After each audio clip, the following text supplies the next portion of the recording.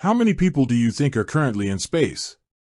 Right now, as you're watching this, there are astronauts orbiting hundreds of kilometers above us, living and working in a unique environment. But have you ever stopped to wonder, beyond the immediate crew, just how many people can a spaceship actually hold? Is it like a bus, limited by seats? Or more like a cruise ship, with entire neighborhoods aboard? The answer isn't as simple as a single number, because spaceship is a broad term. We're not just talking about the tiny capsules that launched the first astronauts. We're talking about everything from short-duration orbital vehicles to the sprawling, multi-module behemoths designed for long-term habitation. And the capacity depends heavily on the mission, the design, and the technology available. Let's start small.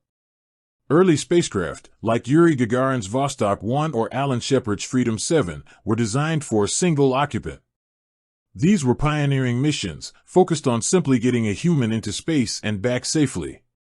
Then came the two-person Mercury and Gemini capsules, pushing the boundaries of what was possible, allowing for more complex maneuvers and even spacewalks. The Apollo Command Module, famous for taking humanity to the moon, typically carried 3 astronauts. Each of these was a tight fit, designed for the bare minimum of comfort and maximum efficiency for their specific, relatively short-duration missions. Then we scale up. The Space Shuttle, a marvel of engineering that served for decades, could carry up to 8 crew members. Its large cargo bay allowed for the deployment of satellites and modules, and its return capabilities made it a workhorse for scientific research and ISS construction. This was a significant jump, enabling more specialists to participate in missions and handle a wider range of tasks. But the real game-changer for long-term human presence in space is the International Space Station, or ISS. While not a single spaceship in the traditional sense, it's a continuously expanding orbital laboratory composed of multiple modules. The standard crew size for the ISS is 6 to 7 astronauts, who typically stay for 6 months at a time. However, during crew handovers, where an incoming crew overlaps with an outgoing one, the station can temporarily host more. We've seen as many as 13 people on board the ISS at once during these transitional periods, a testament to its spaciousness and life support capabilities. This is a far cry from the cramped quarters of early capsules, offering dedicated living, working, and sleeping areas, and even a gym. Looking to the future, the numbers get even more exciting. SpaceX's Starship, currently in development, is designed to be a fully reusable transportation system capable of carrying a significant number of people to the Moon, Mars, and beyond.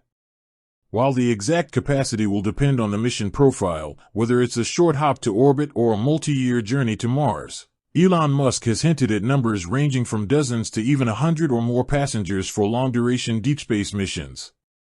Imagine 100 people living and working together, millions of miles from Earth. Beyond Starship, conceptual designs for future deep space habitats and even space colonies envision structures capable of housing hundreds, even thousands, of individuals.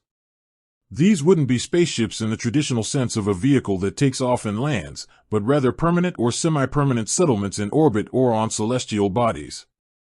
These ambitious projects would require sophisticated closed-loop life support systems, extensive recycling, and advanced radiation shielding to sustain such large populations for extended periods. So, while the early days of space exploration were about fitting 1 or 2 brave individuals into a tiny metal can, the future of space travel is about expanding humanity's footprint beyond Earth. From the handfuls of pioneers to potentially hundreds or even thousands of future space dwellers, the number of people allowed on a spaceship is a constantly evolving frontier, limited only by our ingenuity and technological advancements. With that said, thanks for watching and until next time.